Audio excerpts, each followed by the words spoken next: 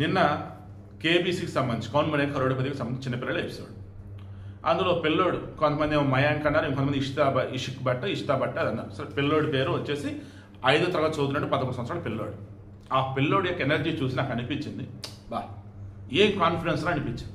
కానీ ఓవరాల్గా 5వ ప్రశ్న దగ్గరికి వచ్చి ఆ పిల్లోడు చేసినటువంటి ఓవర్ యాక్షన్ సంబంధించి ఆ తర్వాత ఎపిసోడ్ అయిపోయిన తర్వాత ఆ వీడియో బయటకు వచ్చి కింద కామెంట్లు పెట్టింది మొత్తం చూసాక నాకు అనిపించింది, అభం శుభం తెలియని పసిపిల్లోడిని ఆడిపోసుకున్నటువంటి మూర్ఖుల ఆడవాళ్ళకి ఏమన్నారు, ఆడవాళ్ళకి మూర్ఖులు అని వస్తారు.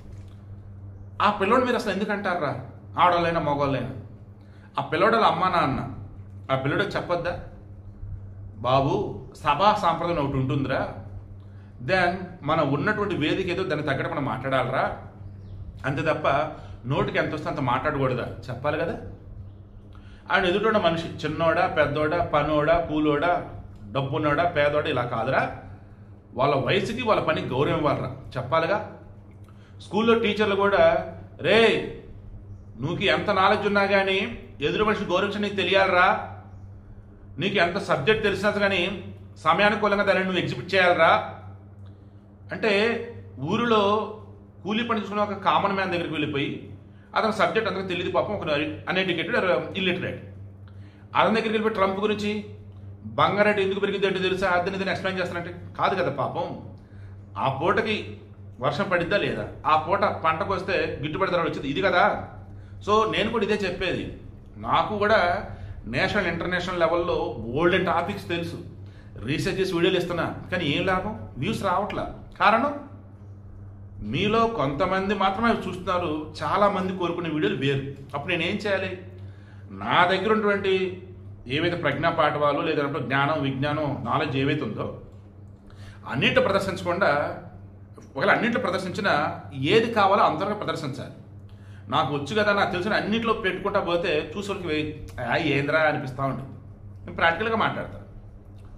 ఓకే, ఇప్పుడు విషయం ఏంటి, ఆ పిల్లోడికి సంబంధించి వాళ్ళ అమ్మా నాన్న కానీ గురువులు కానీ అతని కన్సైన్స్ కానీ చెప్పాల్సిన విధంగా చెప్పాల.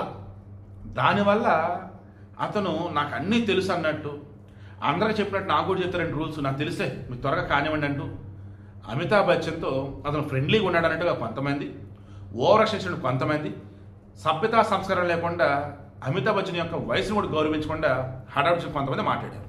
మళ్ళీ చెప్తాను కదా, ఆ పిల్లోడికి తెలియలా ఎలా మాట్లాడేది తెలియలా. ఆ పిల్లోడు ఆనందంగా ఉన్నాడు, సంతోషంగా ఉన్నాడు.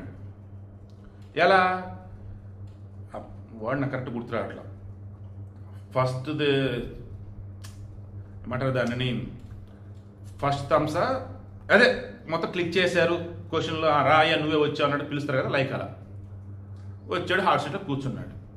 అతనికి ఏంటి, టైం డిలే చేయకుండా నాకు ఆన్సర్ తెలిస్తే ఆన్సర్ చెప్పేస్తా. దెన్ ఆ ఎదుటిన్నటువంటి హోస్ట్ అమితాబ్ బచ్చన్ వచ్చేసి మరలా ల్యాక్ చేయొద్దు సాగదీయొద్దు అన్న వేళ ఆ పిల్లోడు ఉన్నాడు. వాళ్ళ అమ్మ నాన్న చెప్పారో వాళ్ళ టీచర్ చెప్పారో ఫ్రెండ్స్ చెప్పారో అతనికి అంత అనిపించిందో తెలియదు, కానీ నాకు తెలుసండి రూల్స్, క్వశ్చన్స్ అడగండి అని అన్నాడు. సరే అని క్వశ్చన్ అడిగాడు. మొదటి ప్రశ్న ఏంటి, ఉదయం పూట తినేదానని ఏమంటారు, బ్రేక్ఫాస్ట్, లాక్ చేయి అయిపోయింది. రెండో ప్రశ్న ఏంటి, భరతనాట్యం కూచిపూడి కథకి ఇవేంటి దేని కింద వస్తాయి, డ్యాన్స్, లాక్ చేయి నాకు తెలుసు భయ్యా లాక్ చేయి. అమితాబ్ బచ్చన్ కూడా సంయమనం పాటించాడు, పేషెన్స్తో. పిల్లవాడిలా ఉన్నాడు, బచ్చాగాడు, ఏడాచడు దొరికిపోతాడు, సర్లే పాపం ఎందుకులే అని చెప్పేసి మధ్య అప్పటికి పిల్లలు కదా ఉడికి రక్తము తొందరపడంటే భయ్యా లాక్ చేయి భయ్యా నెక్స్ట్ క్వశ్చన్ అడుగు, ఇలాగే నమ్మండి నమ్మకపోండి నేనైతే ఆ పిల్లోడు పెర్రగిల్లి జోలపడినట్టు ఏదో ఒక పంచిచ్చాడు గట్టిగా. గతంలో నేను చాలా షోస్ సంబంధించి ఇంటర్వ్యూ చేసినప్పుడు ఇటువంటి ఒకళ్ళిద్దరు తగిలేరు నాకు, వాళ్ళకి నేను అలాగే ఇచ్చే ట్రీట్మెంట్ ఫ్రెండ్లీగానే సుమా, టాప్ మోస్ట్ సెలబ్రేట్ కూడా చేస్తున్నా, బట్ వాళ్ళంతా చాలా ముందాగా డిగ్నిటీగా ఉన్నారు. So feeling great. సో విషయం ఏంటి మరి, అలా మూడోది వచ్చేసి చెస్ బోర్డులో ఎంతమంది రాజులు ఉంటారు, 2 2 ఇది కూడా తెలియకపోతే ఎట్లా ఏంటి అన్నట్టు, అంటే ఏ క్వశ్చన్ అడుగుతారు బాబు నన్ను అన్నట్టుగా. సరే 4వ క్వశ్చన్ మరి నాకు కనపడలేదు, 5వ క్వశ్చన్ ఇక్కడ ఈ వీడియో మెయిన్ ఇంట్రెస్ట్ కూడా దీనికోసమే. మహాభారతంలో పర్వాలు అంటారు, 18 పర్వాలు, మళ్ళీ ఈ పర్వంలో ఉపపర్వాలు అంటే మళ్ళీ ఇట్లా అధ్యాయాలు ఇలా రకరకాలు ఉంటాయి. భగవద్గీతలో వచ్చేసి అధ్యాయాలు అంటారు, మహాభారతం వచ్చేసి పర్వాలు ఉపపర్వాలు అంటూ ఉంటారు. రామాయణం వచ్చేసి కాండ అంటారు. అలా రామాయణంలో వాల్మీకి రామాయణంలో మొట్టమొదటి కాండ ఏది అని చెప్పేసి అడిగాడు మన అమితాబ్ బచ్చన్. ఆ పిల్లోడికి పురాణితిహాసాల గురించి తెలియలా. మనలో చాలా మంది కూడా వాళ్ళ పిల్లలకి అసలు ఏం చవటల్లా. దానివల్ల మన వాటి గురించి మనకు తెలియటంలా. ఇక్కడ అమెరికాలోనో ఫ్రాన్సో లండనో ఆడలేదు మనకు తెలుస్తుంది. మన దౌర్భాగ్యం, మన దరిద్రం చెప్పు పట్టపట్ట కొట్టంది నాకైతే మన ఎడ్యుకేషన్ సిస్టమ్ ఉన్నటువంటి ఆనాడు కాంగ్రెస్ పెద్దలని. ఎందుకంటే అక్బర్ గురించి, బాబర్ గురించి, ఔరంగజేబ్ గురించి, మహమ్మద్ కులీ కుతుబ్ గురించి, అరే నాయన ఇలా ఏవేవో చదువుకున్నాం. విజయనగర రాజుల గురించి, చాళుక్యుల గురించి, చోళుల గురించి, పాండ్యుల గురించి, కారవేలుడి గురించి, అశోకుడి గురించి అన్నప్పుడు చదివాం లిటిల్ బిట్.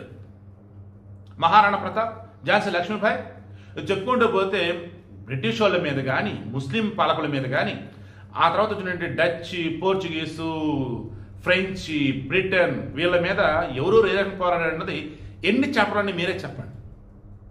ఇప్పుడు కొత్త ఎడ్యుకేషన్ పాలసీలో, ఎడ్యుకేషన్ సిస్టంలో ఇవన్నీ పెట్టారని అన్నారు. మరి సో విషయం ఏంటి, ఏ పిల్లోడికి ఈ వాల్మీకి రామాయణంలో ఉండే కాండల గురించి ఐడియా లేదు. ఆప్షన్ ప్లీజ్ అన్నాడు. ఇక అప్పుడు అమితాబ్ బచ్చన్ అనుకున్నాడు, ఒరే పిల్లోడా వచ్చిందని చెప్పేసి ఆరాటపడ్డావు, ఇప్పుడు రాంది వచ్చేసరికి భయపడుతున్నావు, కూల్గా ఉండరా బాబు అని చెప్పాడు. సరే ఆప్షన్స్ ఇచ్చాడు. Option 1 Balakanda, option 2 Yuddhakanda, option 3 Aranyakanda, option 4 వచ్చేసి కిష్కింధకాండ, సుందరకాండ ఏదో ఇచ్చారు. పిల్లోడు ఆప్షన్ 2 అన్నాడు అయోధ్యకాండ. మీలో చాలామంది కన్ఫ్యూజ్ అవుతారు.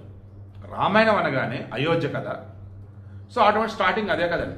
ఆ పిల్లోడు అదే అనుకున్నాడు. ఎప్పుడైతే ఆ క్వశ్చన్ అడిగారో ఆప్షన్స్ అని పిల్లోడు అడిగాడు, అప్పటికి వాళ్ళ అమ్మ నాన్నలు హ్యాపీగా ఉన్నారు, యాంగ్జైటీగా ఉన్నారు, ఏం చెప్తాడు ఏంటో అన్నట్టు ఆన్సర్ చేస్తాడని అనుకున్నారు. బట్ ఎప్పుడైతే ఆప్షన్ 2 అన్నాడో వాళ్ళ అమ్మోళ్ళు అరే ఏంట్రా ఇది చెప్పాడని అనుకున్నారు. అప్పటికి అమితాబ్ బచ్చన్ అన్నాడు లాక్ చేయనా అని, లాక్ కరో భయ్యా, 4 times లాక్ కరో భయ్యా అంటూ పిల్లోడు ఆ చిన్నతనంలో అనేసాడు. ఆప్షన్ ఏంటి మరి అక్కడ, బాలకాండ. రామాయణం అంటే ఎంత ఎవరి గురించి అండి, రాముడి గురించే కదా. కట్టే కొట్టే తెచ్చే అంటారు. శివధనుస్సుని కట్టి రావణుని కొట్టి సీతమ్మని తెచ్చాడు. ఇది రామాయణం అంటారు. ఈ రామాయణంలో మరలా వాల్మీకి రామాయణం స్టాండర్డ్. ఓకే, ఆ తర్వాత చాలా మంది కల్పితాలు, ఈ దిక్కుమాలిన కల్పితాల గురించే ఆ మతం ఈ మతం మనం ఎగతాళి చేయడం కావచ్చు, ఏదో అంటూ ఉంటే మన వాళ్ళు తెలిసి తెలియక పిచ్చోళ్ళకి మళ్ళీ ఉంటారు. వాడు వాల్మీకి రామాయణం చదవడు, అన్య మతస్థుడు. మనోడు వాల్మీకి రామాయణం చదవడు. ఈ వాల్మీకి రామాయణంలో అంత గొప్పగా అన్నీ చెప్తారు. ఈవెన్ నేను ఫాలో అయింది ప్రిపేర్ వాల్మీకి రామాయణం గతంలో. సో విషయం ఏంటి, ఈ వాల్మీకి రామాయణంలో మొదట ఉండేది బాలకాండ. దశరథ మహారాజు పూర్వీకులు ఎవరు, దశరథ మహారాజు పిల్లలు పుట్టలేదని చెప్పేసి బాధపడుతుంటే కూతురు పుడుతుంది, ఐ థింక్ శాంత అనుకుంటా ఆమె పేరు. దెన్ కొడుకులు కాలం ఉన్నప్పుడు తపస్సు చేసి చివరికి వచ్చేసి పాయసం ఇవ్వటం. ఆ పాయసం వచ్చేసి కౌశల్య, సుమిత్ర, కైకేయి. కౌశల్యకి కొంత, సుమిత్ర కొంత ఇస్తారు. క్షమించాలి, కౌశల్యకి కైకేయికి ఇస్తాడు 2 హాఫ్లు. అందులో కౌశల్య సగం దాగి కొంత సుమిత్రకి ఇస్తుంది, కైకేయి కొంత దాగి సుమిత్రకి ఇచ్చింది. అలా సుమిత్ర 2వ పర్సన్కి వచ్చి లక్ష్మణుడు, శత్రుఘ్నుడు పుడతారు. మొదటి పర్సన్కి కౌశల్యకి వచ్చేసి రాముడు పుడతాడు, కైకేయికి వచ్చేసి భరతుడు పుడతాడు. సో ఇది అక్కడ మొదలైంది బాలకాండ. ఆ తర్వాత అయోధ్యకాండ. ఈ అయోధ్యకాండ తర్వాత వచ్చేసి అరణ్యకాండ. అరణ్యకాండ తర్వాత కిష్కింధకాండ. కిష్కింధకాండ తర్వాత వచ్చేసి సుందరకాండ. సుందరకాండ తర్వాత వచ్చేసి యుద్ధకాండ. యుద్ధకాండ వచ్చేసి చివరిది ఉత్తరకాండ అంట. ఇది ఫార్మాట్ కరెక్ట్గా చెప్పాను, ఏదైనా ఉంటే నన్ను అడగండి మరలా చెప్తాను. ఇది కూడా తెలియదు చాలామందికి. ఆ పిల్లడికి అది తెలియకపోవటమే మైనస్. అండ్ 20 రూపాయల ప్రశ్న అది చెప్పలేకపోయినాడు, బయటకు వచ్చేసాడు. సో ఈ వీడియో కండిషన్ మీకు అర్థమైందా? పిల్లలకి సభ్యతా సంస్కారం, చదువు, వినయం, విజ్ఞత, అన్నిటికి మించి మన పురాణ ఇతిహాసాల మీద అవేర్నెస్, మరీ ముఖ్యంగా ఎదుటివారిని ఎలా గౌరవించాలి ఏంటి అనేది బేసిక్ నేర్పండి. It's my sincere request. రెండో ఛానల్ మంది మహాభారతం ఉంది కదా, అందులో మొదట్లో నేను భగవద్గీత ఇచ్చాను, అదే గరుడ పురాణం ఇచ్చా, ఇప్పుడు మహాభారతం ఇస్తున్నా. వాస్తవానికి స్టార్టింగ్లో వచ్చేసి అందులో ఎస్పీ వయసు ఉండే, ఆ తర్వాత గరుడ పురాణం చాలా సంవత్సరాలు ఏంటంటే గరుడ పురాణం ఎస్పీని పెట్టున్నాను, అతను మహాభారతమే ఎస్పీని పెట్టున్నా. బట్ అందులో డివోషన్ చాలా ఇష్టం కదా అని చెప్పేసి క్యాట్ డివోషన్ పెట్టాను, రెండో ఛానల్. వీళ్ళైతే డిస్క్రిప్షన్ లింక్ ఇస్తాను, ఆ ఛానల్ కూడా ఫాలో అవ్వండి. ఎలా ఉండింది అంటే నేను డైలీ ఈవినింగ్ కూడా జస్ట్ అక్కడ ఉన్న చదువుతూ నేను కనపడకుండా వాయిస్ ఇస్తూ, ఆ వాయిస్లో మీకు ఒక మనిషి పక్క నుండి చెప్తున్నట్టుగా వెనకాల ఇమేజ్ వస్తూ ఉంటుంది. ఖచ్చితంగా అది కనుక మీరు కనుక చూడగలిగితే డైలీ ఒక 3-4 నిమిషాలు దాన్ని స్పెండ్ చేయగలిగితే మహాభారతం మొత్తం మీకు వచ్చేస్తుంది. గరుడ పురాణానికి సంబంధించి ప్లేలిస్ట్ ఉంది, అందులో కూడా మీరు చూసుకోవచ్చు. అండ్ ఫైనల్లీ ఈ పిల్లడు పాపం ఏం అనకండి, పిల్లడు తెలియలేదు. ఆ పిల్లడిలాగా మీ ఇంట్లో అనుకుంటే వారికి చెప్పండి. సభ్యత, సంస్కారం, చదువు, వినయం, విజ్ఞత, జ్ఞానం, పెద్దలను గౌరవించడం, ఇవన్నీ కూడా అప్పుడే పిల్లలు గొప్పలు అవుతారు. మరలా చెప్తున్నా, చేతులు జోడించి నమస్కరించి మరీ చెప్తున్నా, ఏ పిల్లలైతే పుస్తకాలు బాగా చదవడం అలవాటు చేసుకుంటారో వారు మాత్రమే గొప్పలు అవుతారు. ట్యాబ్లు, మొబైల్స్, గ్యాడ్జెట్స్ వీటికి అలవాటు పడ్డ వాళ్ళు ఎవరైతే ఉన్నారో ఏదో ఒక రోజు ఆసుపత్రి పాలవుతారు.